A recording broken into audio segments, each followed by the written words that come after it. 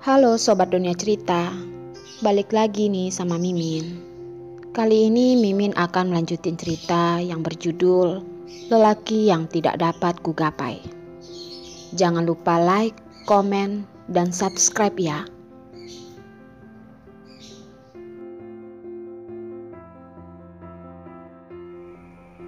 Wajah merah di wajah Darlin menghilang dalam seketika. Tatapannya yang tertuju pada Yos terlihat sangat tenang. Begitu tenang sampai membuat hatinya yang bengkak itu bertambah luka pisau baru. Yos, kalau aku adalah wanita kotor, jadi kamu apa? Koboi gratis? Yos menyodorkan tangan bagaikan kilat. Dengan kasar langsung mencekik dagunya. Dengan napas dingin mendekatinya.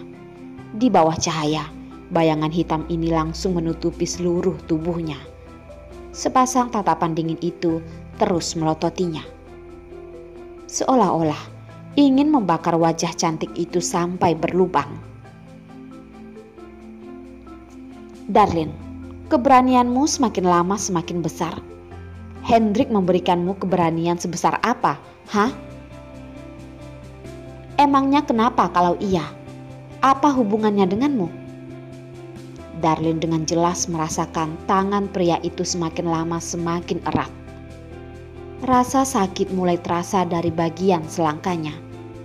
Walaupun begitu, dia juga tidak ingin menundukkan kepala di hadapan pria itu. Dia tidak tahu harus bersembunyi di mana agar bisa mengakhiri hubungannya dengan pria ini. Dia jelas-jelas sudah seperti seekor anjing yang tidak berpemilik. Pergi jauh dari negara asal. Kenapa masih bisa bertemu dengannya? Kenapa masih harus dipermalukan seperti ini? Hati orang terbuat dari daging. Dia bukanlah Superman. Dan juga bukan terbuat dari kayu. Hatinya juga bisa sakit. Yos mendekatkan wajahnya. Suaranya begitu dingin hingga membuat orang tegang. Kamu kira kenapa Hendrik kembali? Dalam seketika, tatapan Darlin pada Yos semakin membesar. Di dalam tatapannya terlihat jelas rasa tidak masuk akal dan tidak percayanya. Sebelum Hendrik pergi dan tidak jadi mengatakan apapun, bukanlah tidak ada alasan. Semuanya karena ulah Yos. Makanya dia terpaksa harus kembali. Tapi dia juga tidak ingin membuat Darlin merasa bersalah. Makanya dia tidak mengatakan apapun. Dan juga menyuruhnya untuk tenang saja. Yang paling dikesalkan adalah dia masih menerima kebaikannya begitu saja. Suara Darlin bagaikan keluar dari celah giginya. Yos, kamu keji. Yos melihat tatapan marah Darlin ini adalah demi pria lain yang tidak ada kaitannya. Dia pun semakin marah. Darlin, apakah kamu sudah terlalu memandang rendah diriku? Ini hanyalah permulaan. Caranya masih banyak. Begitu banyak sampai cukup untuk menghabisi 10 Hendrik. 10 keluarga Hendrik. Hanya melihat bagaimana pilihan Darlin saja.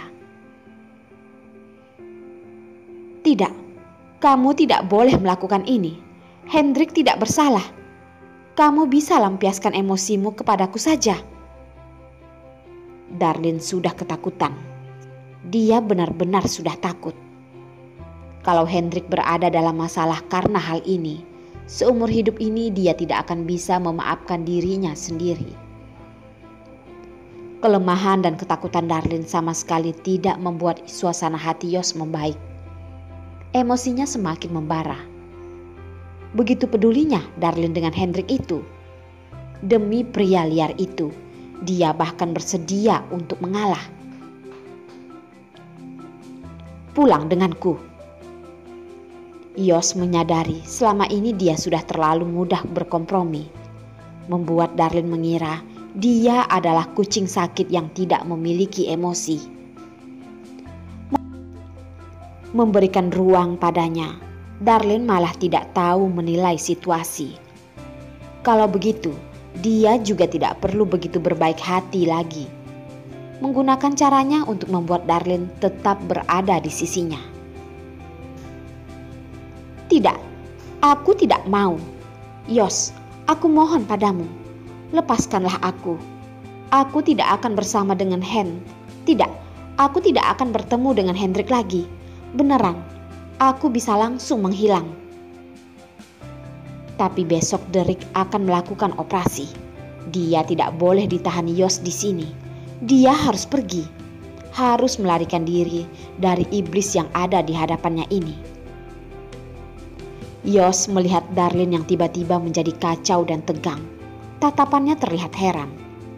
Sesuai dengan latar belakang Hendrik, berada di dalam negeri adalah pilihan terbaik. Kenapa dia tiba-tiba membawa Darlene keluar negeri? Setelah menenangkan diri, dia menyadari semua kelakuan Darlene sangat mencurigai. Otaknya tiba-tiba muncul sebuah sinar gelap. Dia tiba-tiba teringat. Darlene terus menyembunyikan sebuah rahasia yang tidak diketahui siapapun. Karena kemunculan Leo dan mengacaukan pikiran Yos, kali ini Darlene keluar negeri mungkin saja sama sekali tidak ada kaitannya dengan Hendrik, melainkan dengan rahasia pribadinya.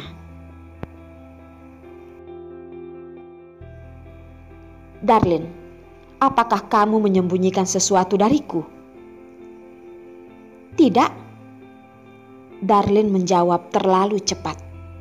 Sesuai dugaan, dia melihat tatapan tidak percaya dan curiga dari mata Yos. Dia pun sangat tegang, tapi juga tidak boleh menunjukkan perubahan yang terlalu jelas. Air mata pun mengalir. Setelah menenangkan hatinya, menekan suaranya dengan setengah nyata, setengah palsu, dia berkata, "Aku bukanlah boneka kayu. Aku juga akan terluka dan juga akan merasa sedih. Kalau kamu sudah bersama dengan Jen, kenapa kamu masih tidak melepaskanku?" Kata terakhirnya seperti dia katakan dengan berteriak. "Kamu mengerti atau tidak? Aku tidak ingin menjadi pacarmu. Aku juga tidak ingin menjadi orang ketiga. Aku hanya ingin menjalani hidupku dengan tenang." Dia benar-benar sudah lelah. Begitu lelah sampai tidak sanggup mencintai dan tidak tahan disakiti lagi. Bebannya terlalu banyak. Dia sudah hampir tidak bisa bernapas karena semua tekanan itu. Air mata Darlene sepertinya bukan menetes di telapak tangan Yos, melainkan di hatinya. Begitu panas hingga melukainya. Yos tanpa sadar mengerutkan dahi. "Kamu keberatan aku bersama dengannya?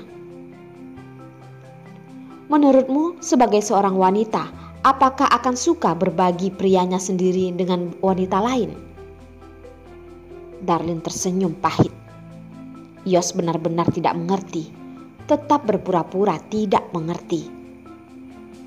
Wanita normal mana yang bersedia melihat pria yang dicintai bersama dengan orang lain? Bukankah otaknya bermasalah? Lapang dada juga bukan begitu, kan? Yos tidak langsung menjawab.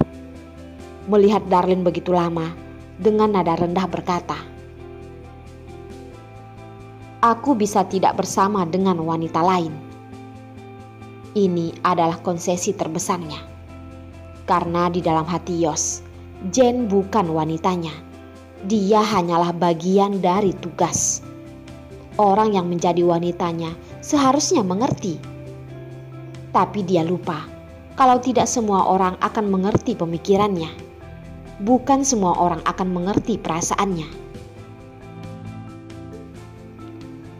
Mendengar nada bicara Yos, hati Darlene pun terasa sakit. Ternyata di dalam hati Yos dirinya hanyalah seorang teman tidur. Yos mengira asalkan dia memiliki hubungan badan dengan wanita lain, Darlene seharusnya bersyukur ya.